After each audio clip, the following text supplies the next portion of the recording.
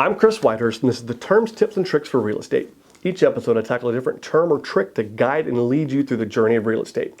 Go ahead and subscribe and ring the notifications bell. There's a new one of these every week. This is episode 84, and we're going to be talking about the dangers of for sale by owner. A for sale by owner seems to be an easy way to save money.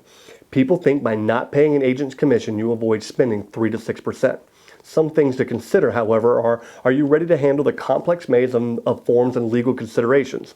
Are you ready to process the residential property disclosures, the mineral oil and gas rights, or the due diligence request? What happens if someone misses a deadline or there's a problem with the home inspections? I know a local attorney who won't even handle for sale by owners simply because there's no real estate pro to make sure things are done correctly and on time.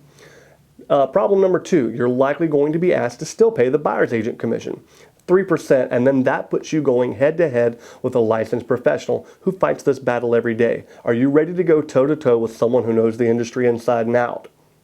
Problem 3, a common issue is underpricing and leaving money on the table, or overpricing and missing out on buyers who already know you're pocketing 3% or more by not using an agent.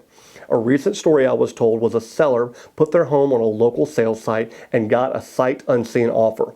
The seller was thrilled to know they made so much money without the help of an agent in very little time, until they realized they had underpriced their home by over $25,000. If you like these videos, there's more of them along with a ton of other great content at chriswhitehurst.com. You can also check me out on Facebook, YouTube, and other popular social media sites. There you can stay plugged in on all things real estate. Until next time, I'm Chris Whitehurst. Welcome home.